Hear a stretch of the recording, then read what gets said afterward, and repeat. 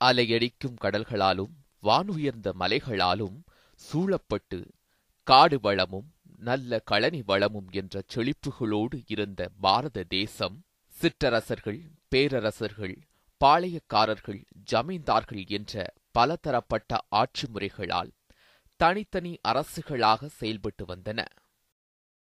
என்ன வளம் இல்லை இத்திருநாட்டில், ஏன் கையை ஏந்த வேண்டும் அயல் நாட்டில், ஒழுங்காய் பாடுபடு வயக்காட்டில், உயரும் உன் மதிப்பு வெளிநாட்டில் என்ற மருதகாசியின் பாடல் வரிகளைப் போல்தான் உயர்ந்திருந்தது பாரத தேசத்தின் வளமும்.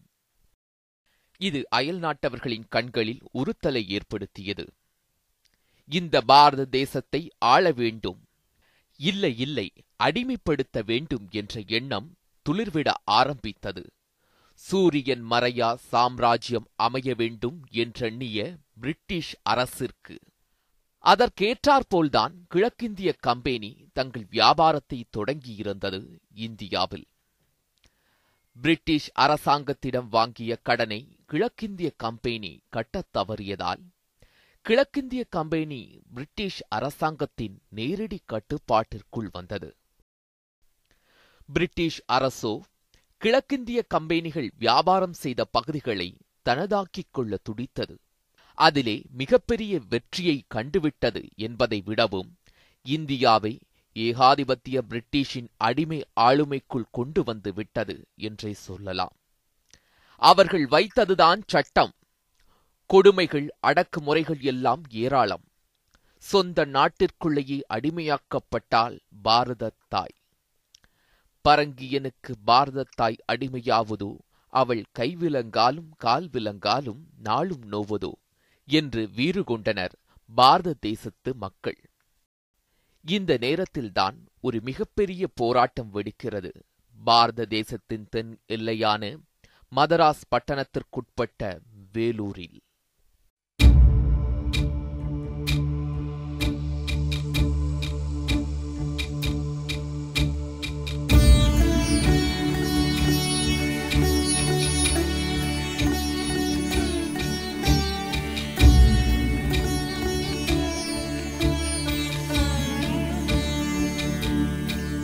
இந்திய சுதந்திர போராட்டத்தில் ஒரு முக்கியம் வாய்ந்த பகுதி அப்படின்னா அது வேலூர் மாவட்டம் தாங்க. அதுலேயும் வேலூர் மாவட்டத்தில் இந்த வேலூர் கோட்டை அப்படிங்கிறது மிக மிக முக்கியத்துவம் வாய்ந்த ஒரு பகுதி சுதந்திர போரில்.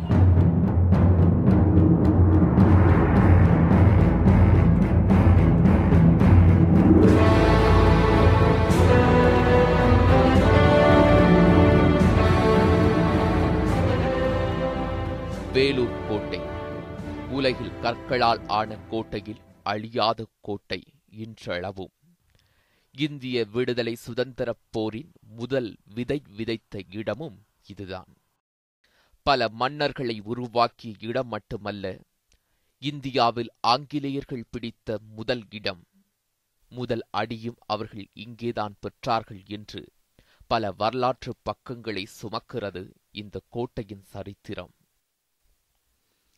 வேலூர் நகரின் மையமாக 133 ஏக்கர் அளவில் கம்பீரமாக காட்சியளிக்கிறது.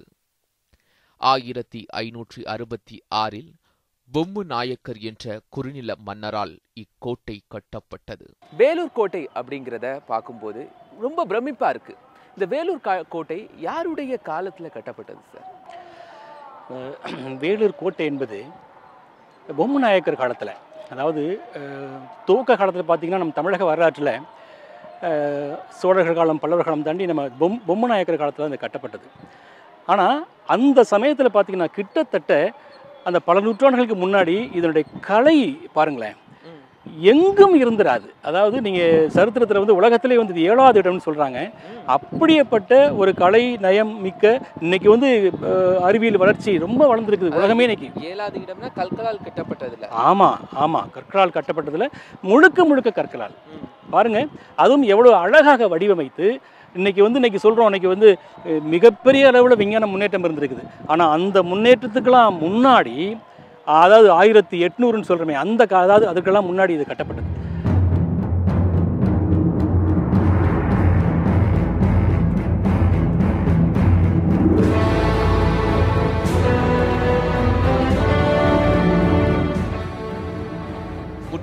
கருங்கல்லால் அமைக்கப்பட்ட இந்த கோட்டையை சுற்றிலும் அகழியும் வெட்டப்பட்டுள்ளது.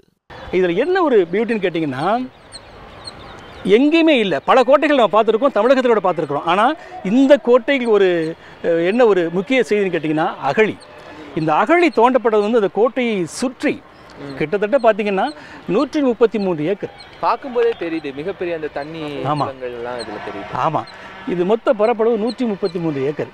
அந்த 133 ஏக்கரில் இப்போ சமீபத்தில் தான் வந்து எல்லாமே இங்கே உள்ள அந்த அரசு அலுவலகங்கள் எல்லாமே காலி செய்யப்பட்டது.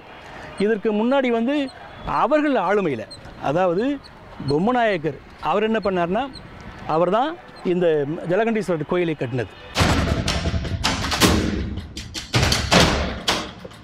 இந்த கல்லெல்லாம் இங்கே பக்கத்துலேருந்து எடுத்துக்குவாங்களா, இல்லை வேறு எங்கேயாவது இருந்து ஸ்பெஷலாக கொண்டு வராங்களா? இதில் 2 செய்தி இருக்குது.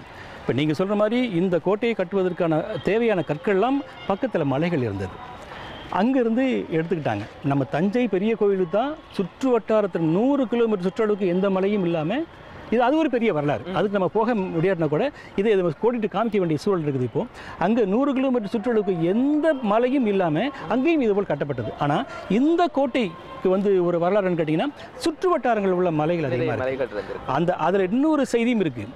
இப்போ அந்த மலையை பார்த்தீங்கன்னா தெரியும், அந்த மலை உச்சியில் வீரர்கள் அங்கே வந்து பாதுகாப்புக்காக அங்கே வந்து தங்கியிருக்கிறாங்க.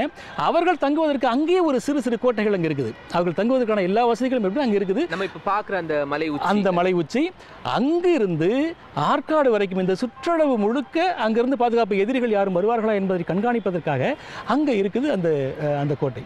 அது எல்லா மலையிலையும் பார்த்தீங்கன்னா ஒவ்வொரு சின்ன சின்ன இது இருக்கும். அந்த ஒரு சிறு கோட்டை போல் ஒரு வடிவமைப்பில் அங்கே தங்குவதற்கான வசதி வாய்ப்பு கூட அங்கே இருக்கும். அது பாதுகாப்புக்காக, இதை பாதுகாப்பதற்காக, எதிரிகள் யாரும் வராமல் தாக்குவதற்கு வருவாங்களே கண்காணிப்பதற்காக அந்த இது.